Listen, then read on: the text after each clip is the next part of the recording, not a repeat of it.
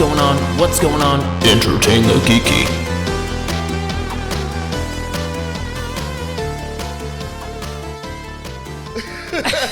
What was that? That was a fantastic still frame. Freeze frame. Gotta jump up in the sky. Freeze frame. Guys, what's going on? What's up? So, we said we would be talking about the League of Regrettable Superheroes. And Comics were weird. very weird. Well, and they're always weird. Okay, like if Well, I mean, sure, but we had ideas back in the day in the Golden and Silver Age that were just like, what? off There was yes. a character called Hormone Man. Yes. Hormone Man. I think it was Dr. Hormone is what they called him. Or was I it thought Hormone he was just Man? Hormone Man. I don't know. We can refer to the archives. Yeah, I was going to say, I thought he was just Hormone Man. I thought it was Dr. There was a Hormone. couple that stuck out to me. There's a couple even in there that I knew. Right. That I had been familiar with, right? Because one of the things that this book sparked in me is looking into how some of these characters, not these characters in the book specifically, but Dr. Hormone. Dr. Hormone. I thought so. Yeah, Dr. Hormone. All right, my bad. I thought it was Hormone Man. Dr. Hormone, we apologize. But all these characters in the public domain now, mostly, right? Yeah. I mean, they're. In fact, I was watching someone talk about this, and they said there's a comic history museum. If you Google like comics museum on Google, you can find a place where people have archived old comics that are in the public domain. Oh my God. Download them and actually read them. That's fantastic. Which is ridiculous. It sent me down a little bit of a rabbit hole when I was looking into it. I'll try to find a link for that so you guys can do that. It's weird, man. Like but one of the things that I think is fascinating, right? And one of the things that, again, the book made me think about was a lot of older characters, some writers are kind of reviving and making integral parts of the story again. One of the big ones is Black Hand. Black Hand was a character from the 60s, a Green Lantern villain. It was just a throwaway villain. He had this little device that allowed him to like siphon off Green Lantern energy and shoot it back at Green Lantern. And he was just a goofy throwaway character. Well, then we got to Jeff Johns and Blackest Night, and Black Hand became the most important character in that story. He was the doorway to darkness. When off camera, you were talking about Kite Man. Kite Man, yeah. Kite Man had a resurgence during Tom King's run on Batman. And he's a goofy character. He's kind of one of those super hetero ladies man type characters, at least the way they write him. Yeah, right. If you watch the Harley Quinn television animated television show, he's popped up in there, constantly hitting on Harley Quinn as a goofy little man's man type character. But Polka Dot Man's another one, right? One of the, if you saw the Suicide Squad, Polka Dot Man was a very tragic, interesting character within the layers of that story, but he had also had a resurgence within Suicide Squad books prior to that. Hells yeah. So it's weird to, and I wonder how much of it is, because most of these characters in here are public domain characters, right? Yes. So they're not licensed by anybody. You don't have to pay to use their likeness or anything like that. I think that's part of why he just kind of stuck them all in the book like that. He probably didn't have to ask permission or anything. Well, right. Like so that. I wonder if bringing some of these older characters back was a way to avoid that, was a way to relicense them. Obviously writers kind of work their things into the story, but I wonder if there's something going on a little higher than them that says, hey, if you can find a way to use Kite Man, we're about to lose the rights to Kite Man, and he could be an interesting. Like, I don't know why anybody would think Kite Man would be an interesting character. I mean, they've done it with movies rights for sure. Right? Yeah. To like hold on to it for a little longer. I mean, Disney has fought time and time again against characters like Mickey Mouse entering the public domain, right?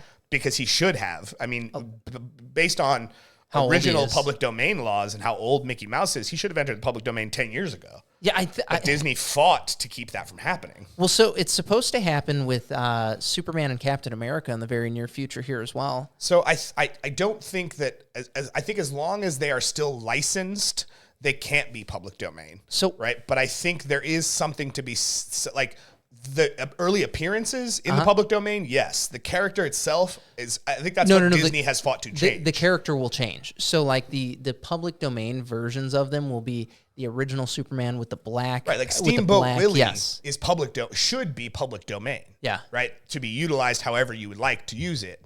It's not, because Disney has fought very hard to keep that from happening in Florida and in California, where their companies are based.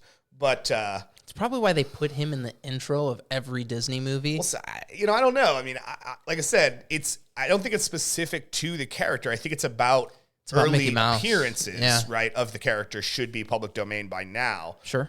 I'm not really sure how the public domain laws work in this country, but I know Disney has fought hard to change them and keep Mickey Mouse within their company. Yeah, and then Because imagine what people would do with Mickey Mouse, right? Be fantastic. Well, I mean, it just happened with Winnie the Pooh. We had that Winnie the Pooh horror movie. Oh, sure. Yeah, so, sure. Yeah. Because he just became public domain. So yeah, I think in the near future here, as more of these things become public domain, it will I know Superman is. I think it's in the next 5 years that Superman. I don't quote me on that. I could be wrong, but I was a character from the 40s. 30s. 30s? Yeah, 38, I think, 39. Action Comics #1? Yeah. Okay. So, but it would be his original power set, not his current power set. So he could leap a building in a single bound and stuff like that. You have to remember, too, that Superman is not current Superman. Right. That Superman was from a different Earth. Right. So losing the rights to that Superman doesn't change anything about what's going on with the Superman they have in the comics now. Sure. The modern interpretation of Superman didn't come about until Crisis on Infinite Earths, where we understood that all the Golden Age characters were actually from a different Earth. Sure. So his race to the public domain started in the 70s as opposed to the 30s. Anywho, we'll jump back into that. Yes, talking about the League of Regrettable Superheroes by John Morris, the book was done in very clever fashion. Yeah, I think it's fun. It's interesting because you can open. I mean, I think it's a good coffee table type book. Fantastic coffee table book. You could just open to any random page and go, "Oh, Phantoman." Yeah, funny. And read a few pages about Phantoman. Yeah, and then set it down and go about your life. Yeah, exactly. Ideally, what you would do is you would want this to surprise you, right? So you wouldn't. Yeah. I read the whole thing because you asked me to. But ideally, I think if you're a casual, put this on your table and just open it randomly, right? Don't read it cover to cover. Just open it randomly to any random page and read that excerpt, right? Well, one of the things that I thought was so interesting about it is John actually. He wrote everything in here like he gave a shit. Like he's very well spoken. Sure, yeah. It's kind of tongue in cheek, I think. A lot of it is for sure. But it was fun. He was clearly having fun. It was campy, but it was just great, man. I was like, good job, John. Like, yeah, no, I really feel like it's a good history lesson for the world of comics. If you're a comic fan today and you've never looked into the history of comic, you're doing yourself a great disservice. Oh my God. Because it's wild. It's so different. Well, it's funny because like I'll talk to an uninitiated friend about some things that are happening in comics now. Sure. The Eye is one of my favorites in there, by the way. The Eye. But I'll talk to them about what's going on in comics now, and they're like, what the fuck, and how did it get from Peter Parker being a high schooler to here? Yes. And I'm like, I get it. I hear where you're coming from. Well, and there are things. One 50 of the things years. One of the things I was looking for that I remember from the book. Yeah. That really because you can look at these characters and see, definitely some of them inspired some real characters. Oh yeah. Right. The one that really stood out to me. Where are we at? 70. The Fab Four. Yeah, I wonder. The Fab Four. I wonder what they sparked. See, Fab Four. Yeah, because there's ideas that ended up on the cutting room floor, but it's all parody of each other, right? Right. I mean, if this idea was pitched to somebody and they were like, "Gosh, that's fucking stupid," but then like a year later they were thinking about it and they're like, "Man, maybe a team of four is not a bad idea. Right. Maybe the Fabulous Four is just a little, The Fab Four seemed a little weird. Not tough. The Fantastic Four. Yeah. That sounds much better. That sounds fucking super all of a sudden. So yeah, it's interesting to see not only these weird obscure characters, but to see how some of them clearly inspired or have been utilized in other ways, right? I mean, there's characters in here that I remember seeing in Dynamite's Project Superpowers book. Yeah. that were just resurrected from the golden age of comics because Dynamite had the rights to a bunch of things like the Phantom and the Shadow and all of the old pulpy stuff. So it's funny to see, like, that's again why I knew some of the characters as I was going along, because I read Project Superpowers. Right. So I got to a couple of them and I was just like, oh, you're a Project Superpowers character. Let me read about you because I don't know where you came from, you know? That's But it was incredible. fun. It's a really good read. It's a really good, like I said, if you've never looked into the history, you should. No, and this is a good place to start. Yeah, one, they have one about supervillains and another one about sidekicks. What I saw in researching this and looking into it was you got a Loot Crate version. I did. So the actual book has all of that content in it. The actual book is much thicker, and it's got supervillains and sidekicks in it as well. Really? So you can buy them? Because when I was digging into it a little bit, I saw that you could buy them as individual books. I didn't know if they were all Loot Crate specials, because there's... No, there was an actual published book that was not... They shrunk them down for the Loot Crates, right? And just sectioned them off, the superheroes, the sidekicks, and the villains. Interesting. The actual book was much thicker and has all of that content in it. That's fucking rad. Yeah. Well, this is sat on my shelf for years. I didn't really fuck with it. I was like, I don't need to. I'm not gonna read that. You got into the Loot Crate craze. Not everything in the Loot Crate was what you wanted. It was just nonsense. But this is like something that I found that I needed, and now I'm like, oh, I got to get the others because I do want them to be my coffee table books. Yeah, exactly. Or like the bathroom books, you know. Well, yeah, and if you think the superhero stuff is wild, as I was researching some of the stuff, the sidekick and the villain stuff is even more ridiculous. That's amazing. Amazing. But it was fun. Yeah, it was a fun read. I'm glad you passed it my way and had me check it out. Yeah, it was, like you said, it was very campy, very tongue in cheek, but cute, fun, easy to pick up. You can literally flip to just about any page in the book, not be lost. Get a little history lesson. It's not an ongoing narrative that he presents here to teach you about these characters. No. It's excerpts. It's small parts, couple of 2 or 3 pages each that just kind of explain to you how the characters came to be, what books they were utilized in, and it is. He's very tongue in cheek. It's fun. Do you have a favorite like B-flick character that's kind of come to light? Doesn't have to be out of here, but just in general. I mean, it's hard to say in general, right? Because my immediate go-to would be Black Hand, right? Because this is a character who was laughable, right, and became such an integral part, became the main villain of a very big crossover that they had been building to for a while. But if it came to ones that are silly, probably Kite Man. I mean, I keep going back to Kite Man. I know that's weird, right? But I think he's such a thing from a bygone era. You know what I mean? Where the men had to talk a specific way, how they spoke to women was very specific, and it's bad. It's sexist as hell, for sure. But they've not changed him. They've kept him the same way as this kind of man out of time character who just doesn't understand modern sensibilities or relationships or any of that kind of stuff. He just still thinks it's the 1950s. And he talks that way. He just is who he is. And he's lighting up cigarettes on planes. No. But yeah, he's a funny character. And he's just a goofy guy with a green suit and a kite on his back that he uses to glide through the sky. Yeah. Which seems in and of itself just ridiculous. Like, that's not how physics works. No. But it's fun. It is fun. It is so fun. Within this book, I think the one that made me laugh the most was the Eye. I was right on the cover. I was the same fucking way. So he made me laugh the most. I was just like, what? I'm sitting here reading about the Eye, and I'm like, this is the worst character I've ever heard of, and I want to read more about him. And it's such a weird alien thing. It reminded me of Dupe. You know who Dupe is? No. Who's Dupe? Was a story called Ecstatics that Peter Milligan wrote, and it just introduced some mutants that just could never exist in normal society. Sure. They're kind of like a more modern Morlocks. Okay. Right? But they were a superhero team. They formed a superhero team, and it was funny. In almost every issue, someone died and was immediately replaced by some other rando character in the very next issue. Right. But Dupe was a weird little alien thing that's just kind of a blob. He looks like Slimer, kind of. Yeah. And if I remember right, he only has the one eye.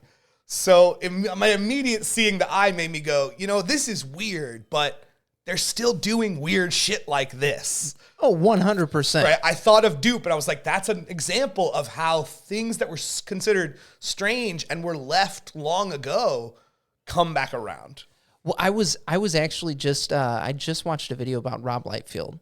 Is that how you say it? Rob Liefeld. Liefeld, yeah. And how hate that guy. He's a love-hate guy for a lot of people. I don't hate the man. I think he's probably a nice guy. He's just a terrible artist, and I don't understand how he keeps getting work. So his art early on was better than the art that came out. Hold on.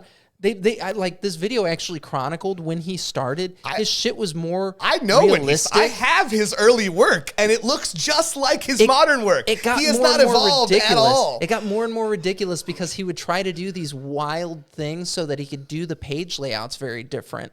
And okay, but as a penciler, he's bad. Yeah, I'm not. He doesn't know how to draw the human body. He's not my He's the one that gave us that Captain America with the giant chest. Goddamn right. He's the one that can't draw feet. I literally opened up a Deathstroke issue that he drew that opened on Lobo, sitting in a cantina eating, and he had 2 left hands. Good. Like, seriously, both of his hands sitting on the table were how do you keep getting work, bro? Also, how did you not notice that when you were drawing it? These are the kind of things I'm talking about. He's just a bad artist, and for some reason, people keep hiring him. It's the name. He was. It's the name? It's not like he's the son of someone famous. Don't have to be. Like John Romita Jr., who's also pretty bad at what he does. He blew up in the 90s. When he blew up because of Image. Yeah, let's be honest. Liefeld had some work. He was blowing up before Image when he was with Marvel. Sure, Liefeld had some work with Marvel, but it wasn't until Image that he became a household name. But he was dumping characters out into the Marvel universe like it was going out of fucking style. Well, yeah, he created Deadpool. Yeah, I know. He's credited as one of the creators of Deadpool. He designed the look of the character. It was a shit ton of different characters that he did, and it's so interesting because we did get a Deadpool out of it. Yeah, and these guys will go in there and randomly do shit like that. And nobody gave a fuck about Deadpool for a long time. Because at the beginning, Deadpool was not the Deadpool we know today. No, not at all. He was just a mercenary. Yes. And he was like a serious guy. For a couple of issues at that. He wasn't like New Mutants 98. Yeah. Where they introduced him. And all the rest of the stuff he was in as part of the New Mutants, he was like a serious guy. Uh-huh. It wasn't until he became part of the Weapon X program that he became the merc with a mouth. His brains got scrambled, and he's self-aware now that he's in a comic book. Yes. Yeah.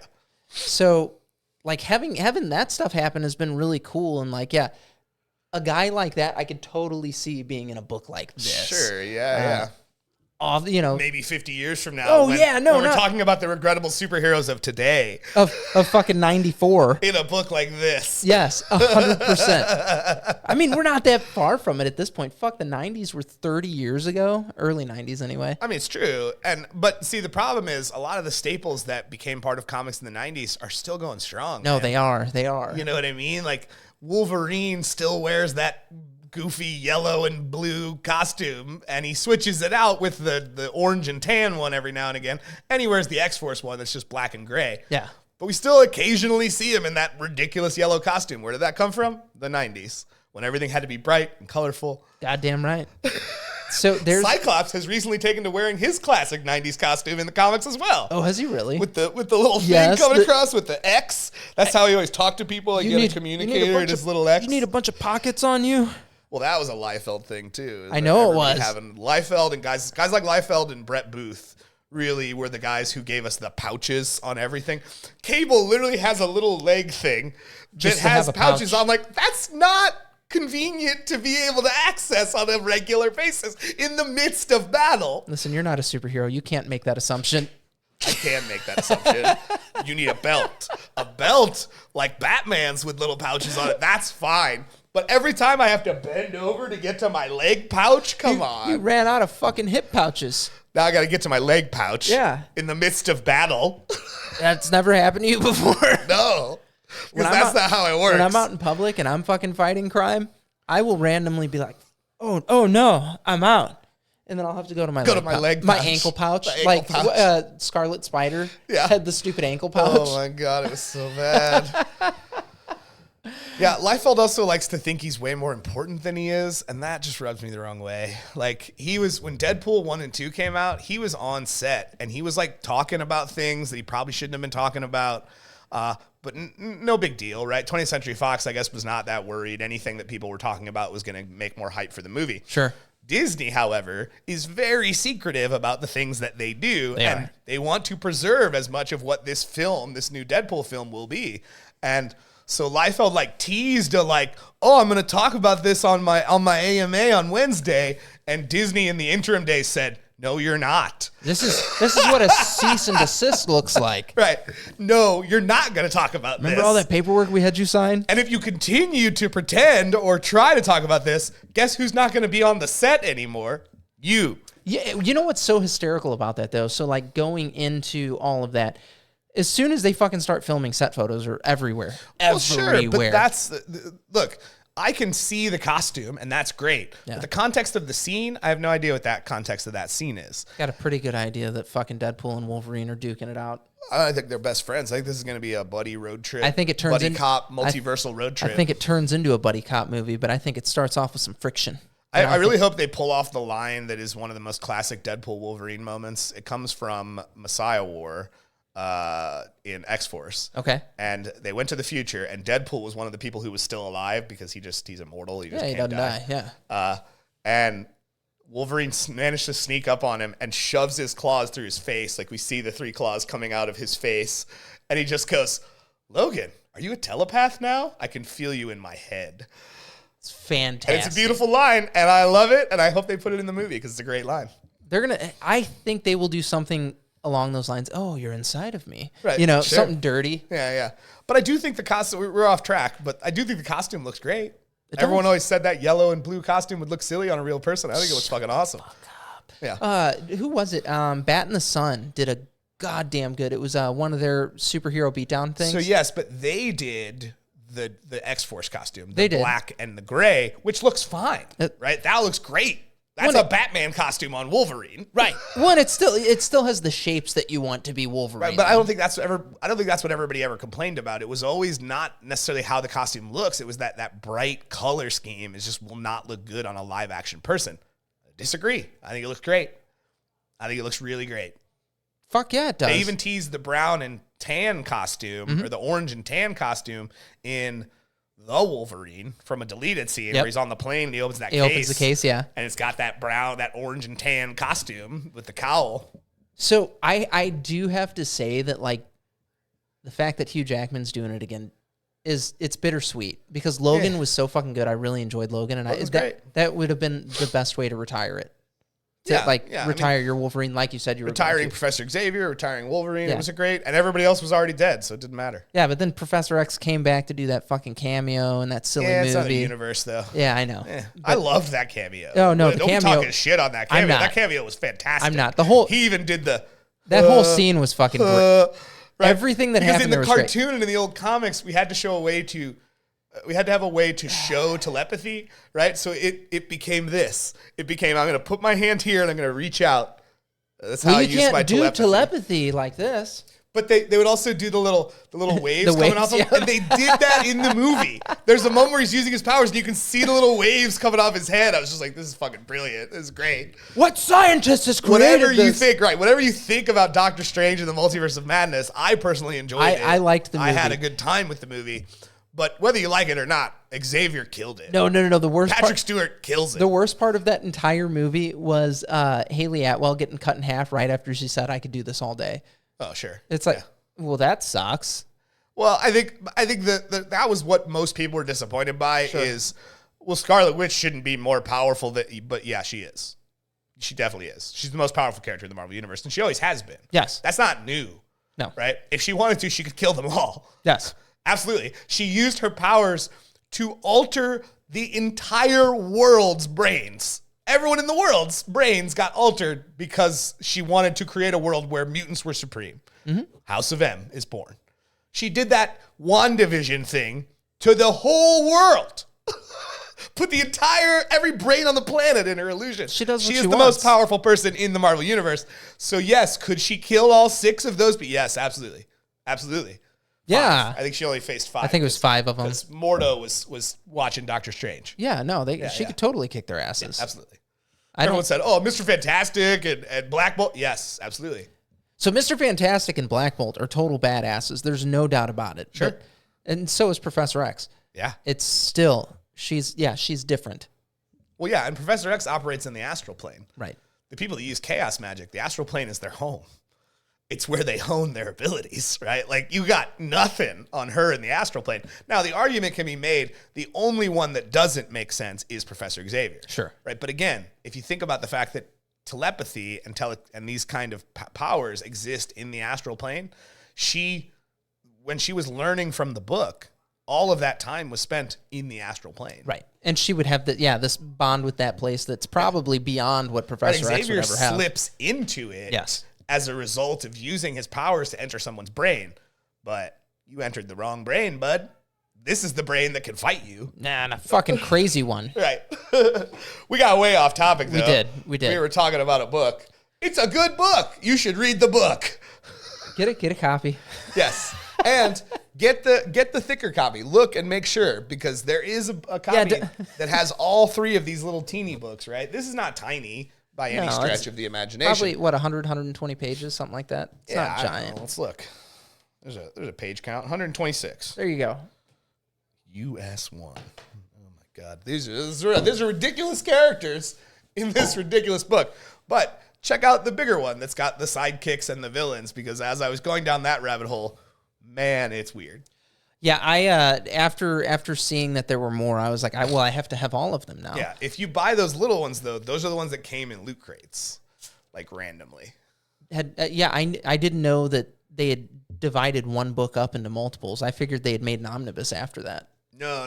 The original book was thick. Like, it had all of that content in there. They parsed it out to give you a loot crate thing every month. I hope John Morris made a bunch of fucking money on that. He probably did. It seems pretty popular from what I've seen, right? No, from the rabbit hole I went down in researching this. There's like a cult following for it for sure. Yeah. I don't know if every comic fan is super into it, or at least our regular listeners. I don't know if they are. But again, you should look into the history, right? Mm-hmm. That is what I think this book did best for me. Is it allowed me a peek behind the curtain into the history of comics that I just didn't know. Right. Yeah. When you open up your mind's eye and you go into the fucking 30s, 40s, 50s, and I've read Action Comics #1. Right. I've read Amazing Fantasy 15. I've read Detective Comics 27. They're weird. They're not different. These are not the characters you know today. No. And you're doing yourself a disservice to not see those early appearances. X-Men #1 from 63. Weird and awesome. Again, it does assault your modern sensibility, right? Oh, big time. Keep in mind, it was a different time. Yeah, we're talking, 50, 70, 80 years ago. Sure. So there are some things where I think buyer beware, right? I think if you go into this thinking, this is just going to be great, it's not all great. Sure. I mean, shit, Dr. Hormone is a perfect example of why not all of it was great. We tried to use it as different things for different people, right? There were people that tried to use the comic industry as a way to teach you things about your body, your changing bodies, about drugs. Shit, the cover of that Green Lantern, Green Arrow issue literally has Speedy needle in his arm shooting up, right? I mean, comics back then, the focus was never on ongoing storytelling. Right. It was more on... It was episodic. It was more on an episodic basis. So every now and again, we got a weird one that was just trying to teach you something, right? Don't do drugs, kids. Winners don't do drugs. How many times do you remember Captain America? You're right in the middle of your Marvel comic book, and all of a sudden you turn to a page that has Captain America on it, so you assume it's still part of the comic, and it's not. It's just him telling kids, don't do drugs. Hey, if you ever thought about doing drugs... Fucking don't. Do something else. Okay. Do what we say, not what we do. Drugs are great. No, they're not. God. They're not great. Some drugs are great. Other drugs are terrible. Is that something I can tell the audience? Some drugs are great. I'll tell you what, man. If you've ever had a headache and you pop an ibuprofen, You might be really grateful for that drug at that point in time. If you've had to go on antibiotics or something like that. If you've ever been super stressed out and you smoked a big fatty joint, you'll understand why some drugs are great. Yeah. You ever had a stressful week at work, so you go home and crack open a beer? Yeah, it's drugs. Fucking nice. It's drugs. It's all drugs. Don't do drugs, except the cool ones. Anyway. What's the best one? Tell us. Why don't you tell us down below in the comments what your God. favorite drugs are? And this one gets fucking yanked off of This YouTube. one will get flagged by YouTube and get pulled. They're going to be like, oh, these dipshits are telling everybody. Whatever. We don't have a big enough profile that YouTube's paying attention to us yet. Look, we're not saying to use drugs. Okay, I mean, if we have to say we're not saying to use drugs, do we have to say that? I don't know what we have to say. I don't know. I mean, we don't have to say anything. We get to. Here's the thing.